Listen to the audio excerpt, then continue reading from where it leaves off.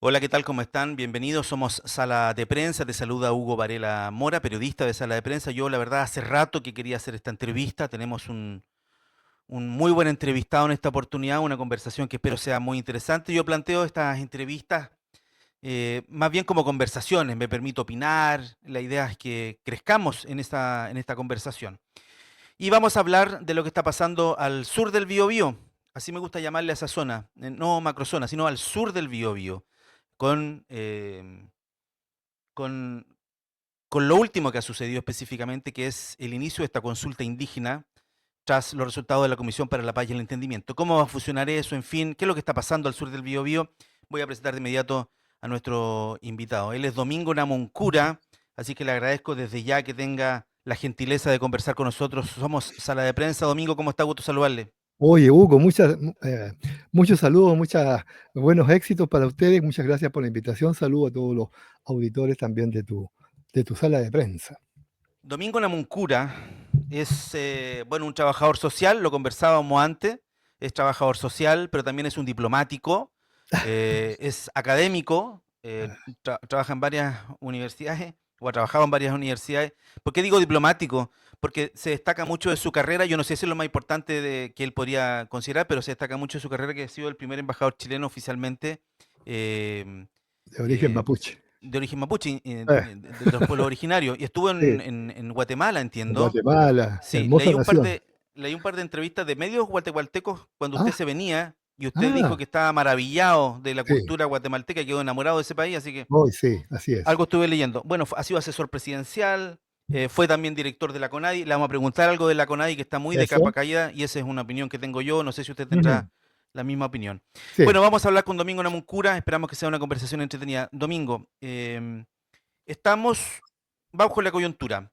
Esta semana comenzó esta famosa encuesta indígena.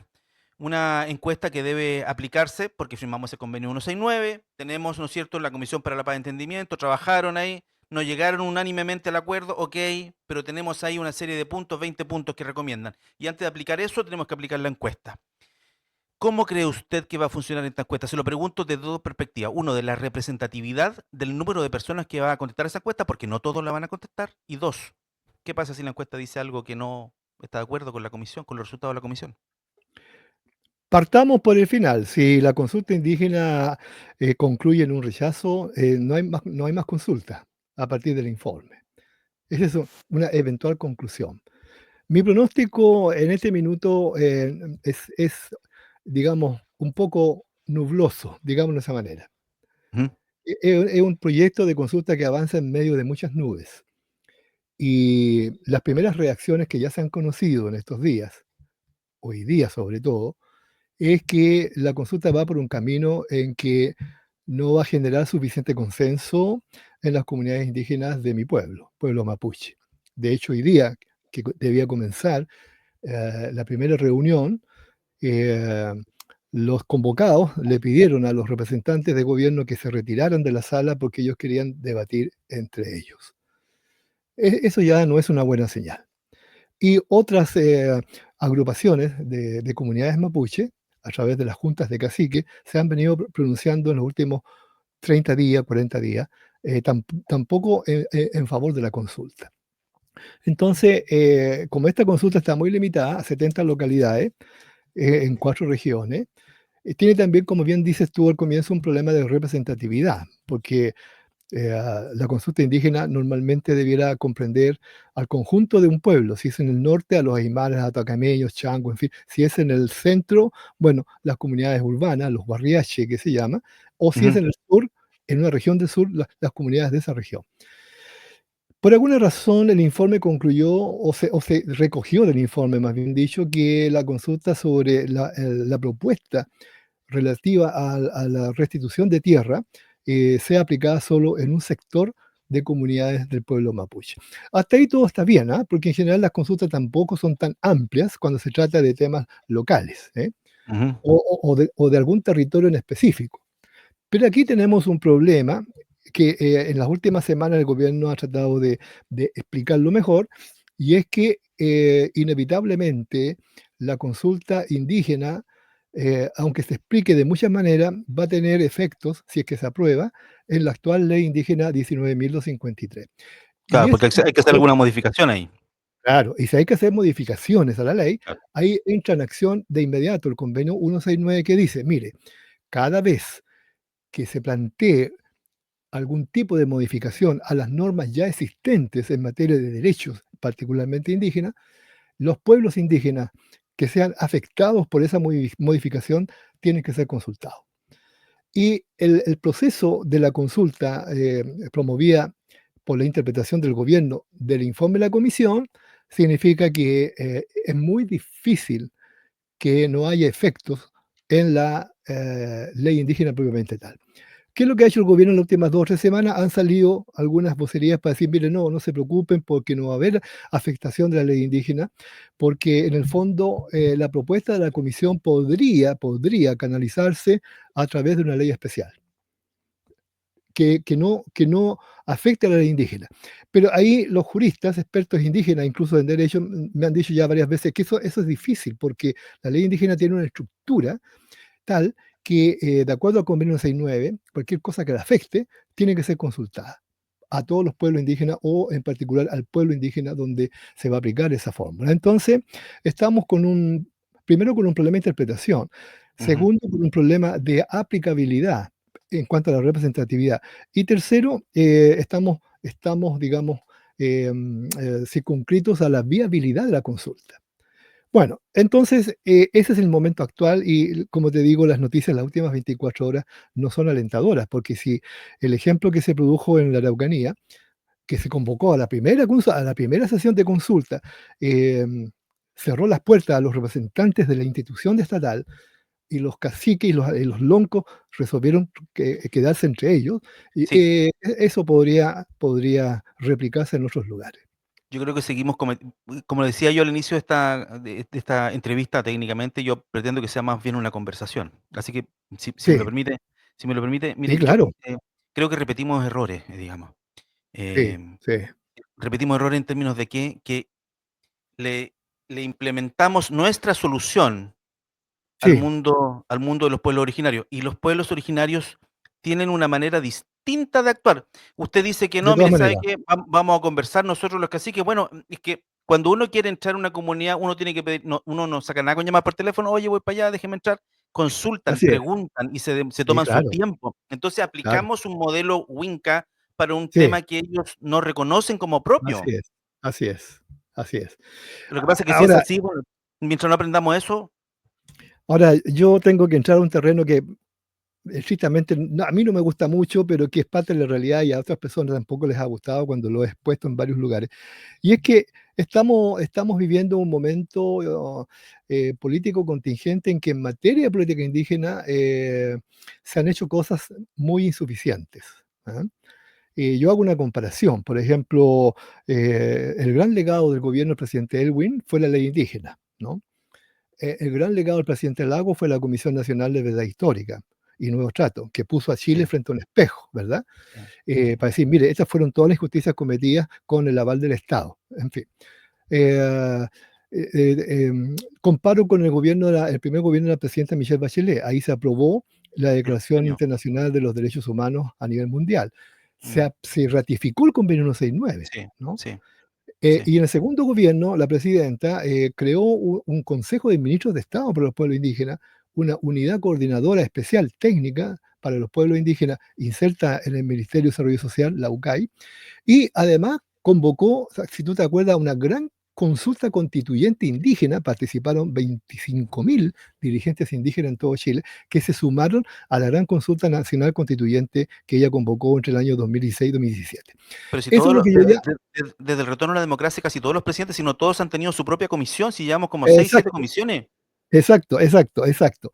Y entonces, cuando uno compara ese cuadro que yo te acabo de escribir rápidamente con lo que ha habido actualmente desde el 2022 hasta hoy día, lo único que nos queda, y por eso que me duele un poco decirlo, porque este es un gobierno progresista, de izquierda, centro izquierda, lo único que nos queda es si el Congreso Nacional aprobará el proyecto de reforma constitucional para un reconocimiento constitucional, punto 1, y punto 2, si se aprueba la consulta que el gobierno pone en marcha ahora.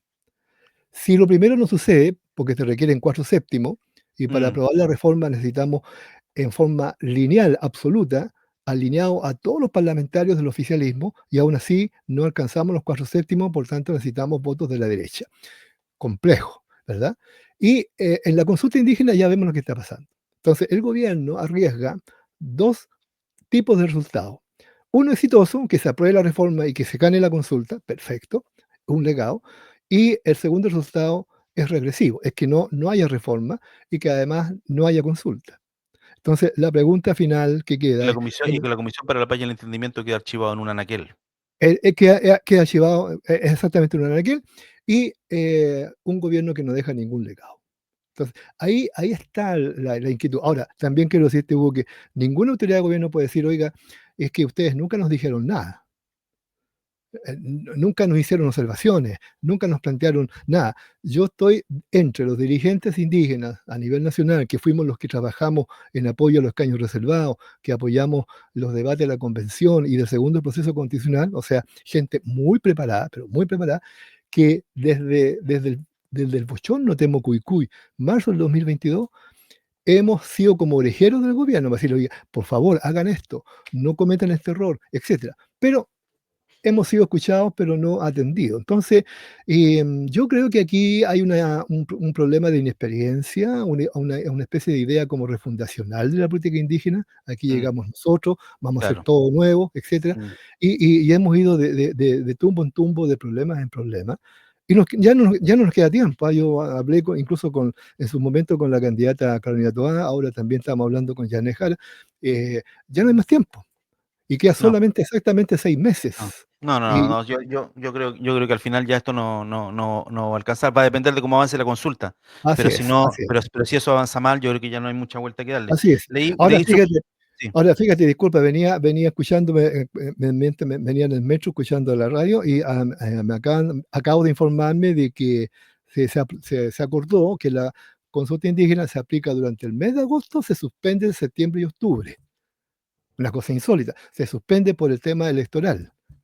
Por lo tanto, mi primera conclusión entre política y técnica es que la consulta salta para el próximo año. El cierre de la consulta salta para el próximo año. Y que y el próximo año, ¿qué y el próximo gobierno qué gobierno vamos a tener? No sabemos. claro, nos podemos sospecharlo, pero no lo sabemos a ciencia cierta. Entonces, es un problema, yo diría, más complejo. Ahora, en algunas partes yo he dicho ya, mire, ¿sabe qué? Para el futuro, no más comisiones presidenciales. Sí, Hemos mire, tenido... le iba a hacer referencia a ese tema, leí la columna que hizo en The Clinic, Ajá, sí, no, perdón, en el Le Monde Diplomatique creo que la así es. publicó. Uy, Sí, sí, sí, sí, claro, sí, sí, el Le Monde Diplomatique, leí esa sí, columna y usted dice: "Basta ya de diagnóstico, sí, sí, sí, tenemos que saldar la deuda o hace un así llamado a la es, acción de una vez por así todas", es, digamos. así es. Desde esa Está perspectiva de esa perspectiva, ¿cree usted que era necesario el tema de la Comisión para la Paz o no? Yo creo que era importante haber definido una política indígena desde el comienzo. Esa política no existía, entre paréntesis. Se produjo después del bochorno de Mocuicui y se expresó en el primer mensaje presidencial del presidente Boric en junio del 2022. Si tú lees el discurso presidencial, son casi 3 párrafos en donde se plantea lo que se va a hacer, recién en junio del 2022. Pues bien, si uno compara lo que se prometió con lo que hay, yo te diría que 75% no se ha cumplido. Entonces tenemos otro problema. Entonces, sí, efectivamente, ahí tenemos una dificultad estratégica que yo creo que ya no hay mucha posibilidad de subsanarla. Y claro, uno desea que ojalá el proyecto de reconocimiento sea aprobado en el Parlamento con voto de derecha y que la consulta arribe a un éxito. Pero si esas dos cosas, como te decía, no ocurren, Pero eso no va a ocurrir, Domingo, eso no va a claro, ocurrir. claro, claro.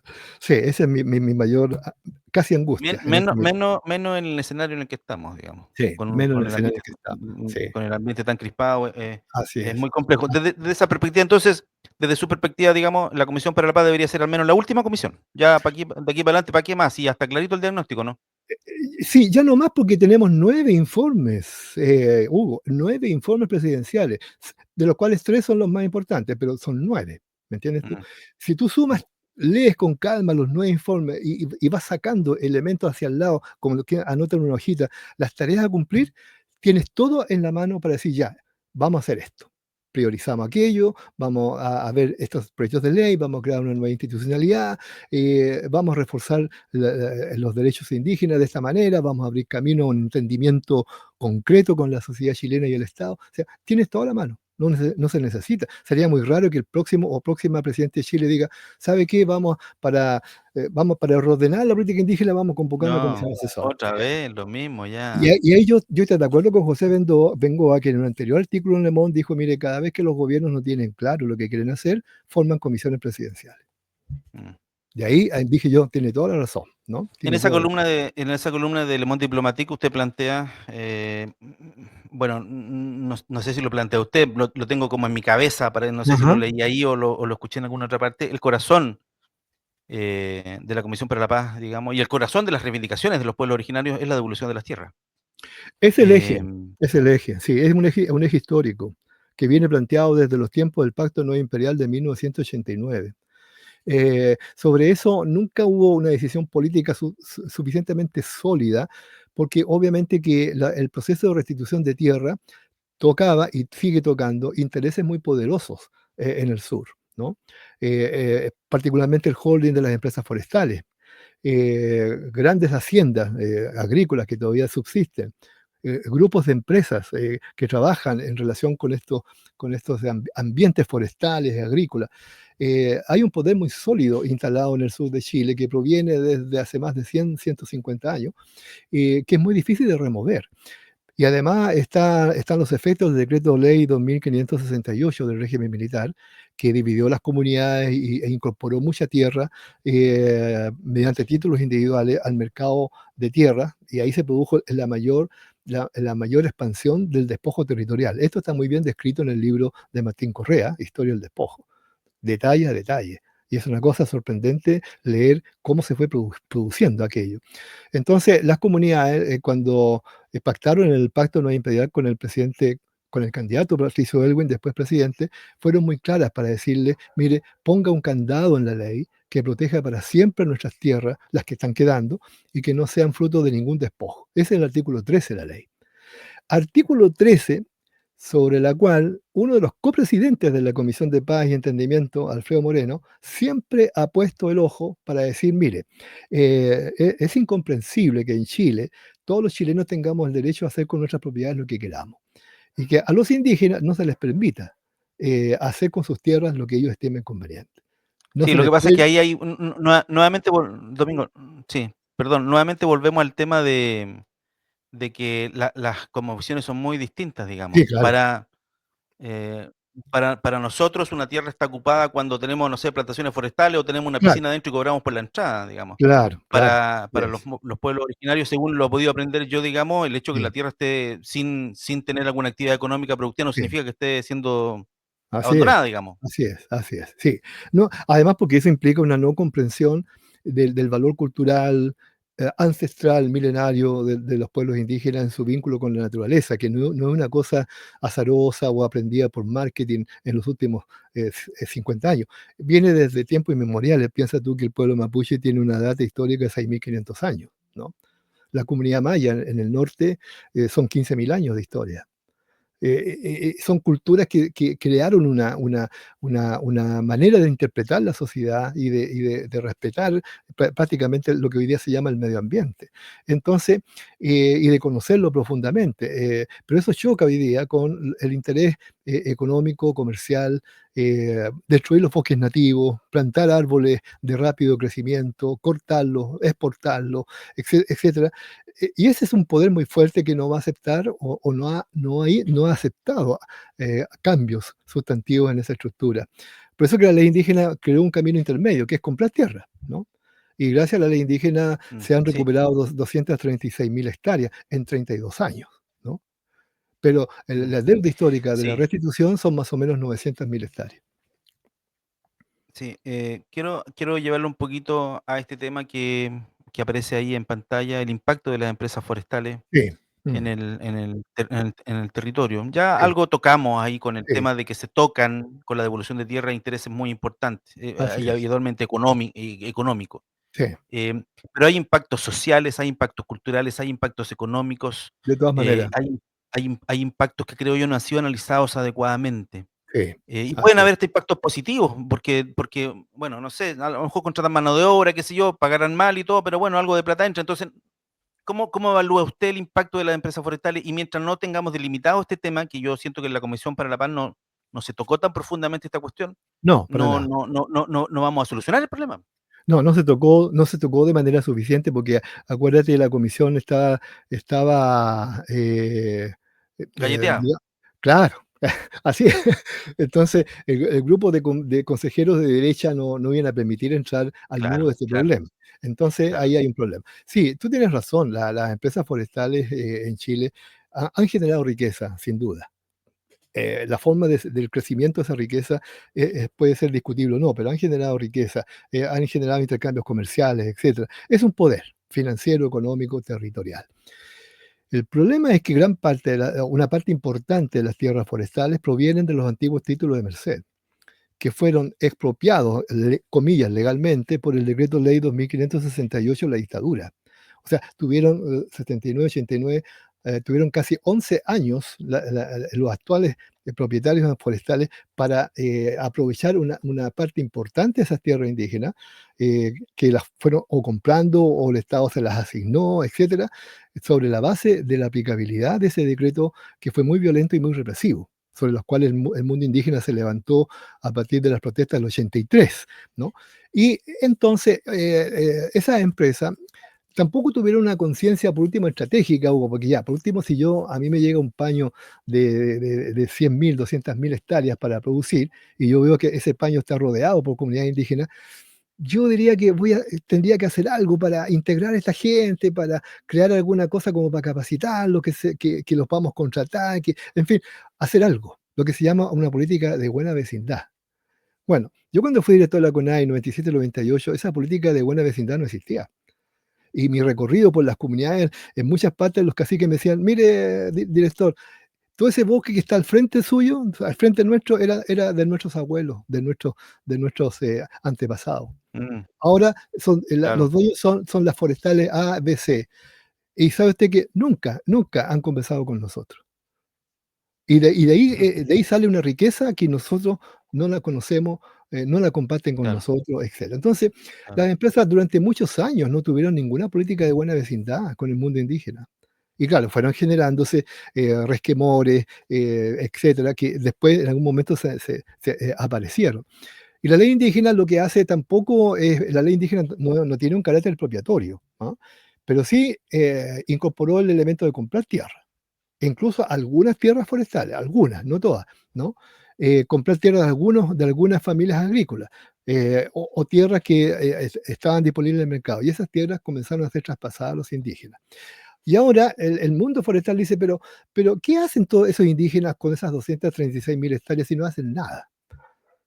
Y entonces aquí viene el debate al interior de la comisión que dice: bueno, pero hagamos algo, por ejemplo, a alguien se le ocurrió, no voy a nombrar quién, eh, permitamos que las comunidades puedan arrendar sus tierras hasta por 25 años. Y así van a ganar platita, no se va a afectar el derecho de propiedad, las tierras van a seguir siendo indígenas, pero ellos las arriendan. Hagamos por lo menos ese camino, ¿me entiendes tú? Bueno, ese camino que suena como tan práctico, afecta a la ley indígena, especialmente el artículo 13. Entonces, ahí hay una discusión para decir: bueno, ¿para qué tienen tanta tierra los indígenas si no la producen? Y no la trabajan. Claro. Ahí hay campos que están totalmente abandonados. Eso yo lo he escuchado en muchas partes en el sur de personas bien, como diría yo, que se cuestionan esto de de dónde salen estos derechos indígenas, si todos somos chilenos, el territorio es uno solo, ¿quién inventó esta cosa? ¿Me entiendes tú? Y ahí yo les digo: lean a Martín Correa, lean el decreto 2568, lean el informe de la Comisión Nacional de Verdad Histórica y Nuevo Trato. Ahí están las explicaciones históricas, Mm. ¿no? Don Domingo, sí, llevamos ya largo rato conversando. Un par de cosas, a ver, rápidas, porque si no vamos a estar aquí Sí, hablando una hora, no vamos a solucionar el problema, pero bueno. sí, Em, Le iba a preguntar sobre el tema de que la Comisión para la Paz llegó a unos resultados. Esos resultados los conocemos todos, son más de 20 indicaciones. Ya, ok, funciona. luego Mm. funciona la consulta indígena por esas cosas de la vida. ¿Se acaba la violencia al sur del Biobío? No es suficiente, porque la comisión arrojó 21 recomendaciones, las cuales el gobierno recogió principalmente 5. De esas 5 hay 2, las más relevantes. Reforma para incorporar el reconocimiento condicional y la consulta. La tercera fue crear una institucionalidad robusta. Esto es muy ambiguo, porque los pueblos indígenas pidieron hace ya varios años la creación de un ministerio. El presidente en su primer mensaje en junio del 2022 informó que él impulsaría la creación del Ministerio Indígena. Ese tema desapareció de la agenda, nunca más se ha vuelto a tocar. Luego se planteó un cuarto elemento que tiene que ver con el hecho de generar mecanismos de inversión para ayudar a la productividad de las tierras indígenas, ¿no? Pero estos últimos dos son políticas públicas, no son políticas estratégicas, ¿no? Y por lo tanto, estamos fundamentalmente concentrados en dos ejes principales de toda la reforma, de todo el informe de la comisión. Y por eso es que lo demás, las otras 20, tú me preguntarás, ¿y qué pasó con las otras 16 medidas? Es que son políticas públicas. Y son políticas públicas que todo gobierno tiene que cumplirlas, aumentar las becas indígenas, generar condiciones, digamos, de desarrollo mediante proyectos de emprendimiento, mejores créditos bancarios. Esas son políticas públicas, que siempre se han hecho a lo largo de estos 32 años con los pueblos indígenas. Pero lo esencial ha sido siempre cómo se resuelve el conflicto de tierra. Ahora, el conflicto de tierra se resuelve mediante un mecanismo de diálogo político del Estado con los pueblos indígenas. Y cuando planteo esto, lo planteo sobre la base de que el diálogo es un diálogo político con las autoridades ancestrales, no mediante consultas abiertas. Además, porque las consultas no tienen Claro. valor, no tienen carácter vinculante. Se pueden aplicar si es que el gobierno quiere aplicar lo que la consulta aprueba, pero si no lo quiere aplicar, no lo aprueba, no lo aplica. Entonces, ¿qué es lo que ha faltado aquí? Entender o comprender que, mira, Hugo, disculpa un minuto más. Los mejores momentos de acuerdos políticos entre el pueblo mapuche y la corona fue a través de los parlamentos. El mejor momento de acuerdos políticos en el periodo posterior, tanto república como antes de la dictadura y después de la dictadura, fue cuando los caciques, los loncos, las autoridades máximas del pueblo mapuche, suscribieron acuerdos políticos con el Sí. Estado. Uno de ellos, el Pacto No Imperial de 1989, ¿no? Y por lo tanto, lo lógico es que el próximo o próxima presidenta, digamos, ojalá progresista, en vez de convocar una nueva comisión presidencial, ¿verdad?, convoque a las autoridades ancestrales para una discusión política respecto de las soluciones que se quieren encaminar desde el punto de vista de las demandas históricas más importantes y se construya un acuerdo político.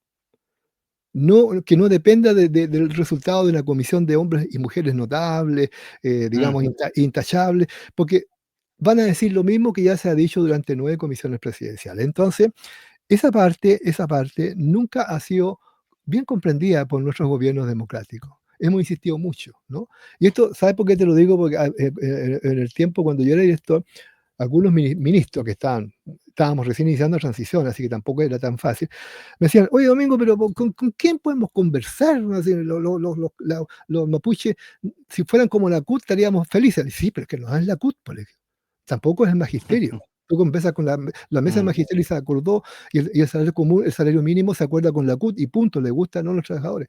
Pero el pueblo indígena, que tiene una historia de organización territorial, por eso que son picunches, pehuenches, huilliches, no son pueblo mapuche total, sino que caracterizados por los territorios, hay que conversar y dialogar con las autoridades ancestrales de cada territorio. No, pero eso es mucho tiempo. No, si no es tanto tiempo. Digo, se conversa con. Tú te puedes poner de acuerdo con los caciques de la Junta de la Buta Huillimapu, que cubre los ríos y los lagos. Pero los acuerdos tuyos con la Junta de Caciques del Buta Huillimapu es para el territorio de la Buta Huillimapu. Puedes conversar con los caciques de las comunidades pehuenches en el Alto Biobío y esos acuerdos son con ellos. Pero tú configuras un mapa de acuerdos políticos en que aquí todos sienten que están ganando. Pero esos diálogos, fíjate, nunca se hizo. El presidente Frei nunca conversó con la Junta de Caciques pehuenches sobre la Central Ralco. Nunca. Y nunca fue a No, Ralco. Nunca fue a Ralco. no, ¿Me entiendes tú? no. Entonces, No, y le costó. conocemos bien esa historia. Claro, y así, y otros presidentes, ¿qué es lo que hacen? Van a algunos eventos, algunos encuentros, pero no se sientan. Yo en algún momento le decía al presidente Lago, y yo trabajé asesor con él: "Presidente, reciba durante un periodo de tiempo a los caciques máximos de los territorios, acá en la moneda, dele carácter de autoridad ancestral y que entren con honores y que se sienten como corresponden, y ahí usted va a ver cómo avanzamos en eso". Se hizo una sola vez y se lograron algunas cosas, pero los demás presidentes nunca, Mm, nunca entendieron eso. Y yo mm, creo que es lógico, mm, pues si el pueblo mapuche tiene una historia ancestral que la valora, la respeta, es de siglos, ¿verdad? Y por eso es que cuando sucedió el bochorno de Temucuicui, yo dije, pero ¿cómo quisieron, cómo fueron, pero cómo no conversaron con los huerquenes de Temucuicui primero? ¿Verdad? Ellos son la puerta de entrada. En toda comunidad mapuche, los huerquenes, que son los mensajeros, son los primeros con que hay que conversar. Ese huerquén le lleva la petición a la junta de caciques de la comunidad. Y la junta de caciques, si dice, ok, sí. recibamos la autoridad, se arma un protocolo, ¿me entiendes? Cultural. No, nunca se entendió. Alguien dijo: "No, vamos nomás, Mm, entremos a Temucuicui, porque yo soy la autoridad máxima de Chile". Ya, perfecto. Y ocurrió lo que ocurrió, ¿no? Y volvemos al inicio de la conversación cuando usted me indicaba los problemas que tuvo la consulta, que ha tenido la consulta indígena, donde Sí, entran y no preguntan y se así es, produce este diálogo de los caciques y al final así es. tengo la sensación torpezas Sí, que sí, se sí. cometen. Domingo Namuncura, quiero Torpeza, agradecerle la Huguito, posibilidad de haber Huguito, tenido disculpa, de disculpa, conversar con usted. torpeza porque no conocemos la historia de nuestros pueblos en profundidad y porque no nos preocupamos de conocer cómo funciona la cultura de los pueblos indígenas. Si pudiéramos lograr resolver eso, se abren muchas puertas y ventanas, ¿no? Mm, mm. Bueno, ahí está. Muchas gracias, Domingo, por atender a sala de prensa. Ha sido usted muy gentil. Conversamos muchísimo No, más de lo que teníamos presupuestado, más de media hora, oh, y creo que oh, no alcanzamos, creo que alcanzamos a rozar sencillamente el tema. Así que muchas gracias por estar aquí con nosotros. Que esté muy bien. gracias a ti, Hugo, gracias a todos los auditores, mucho éxito para tu programa. Peucayal, Chatumay. Que esté muy bien. Chao, nos vemos. Chao. Adiós. Ahí está Domingo Namuncura conversando con sala de prensa. Ha tenido la gentileza de atendernos. Muy bien, te saluda Hugo Varela Mora. Gracias por acompañarnos en esta conversación. Nos vemos en otra próxima oportunidad. Les invito a cooperar con nuestro medio de comunicación haciéndose miembros del canal de YouTube y también pueden hacerlo directamente, pueden donar en nuestro sitio web saladeprensa.cl. Nos vemos, que estén muy bien. Chao, adiós.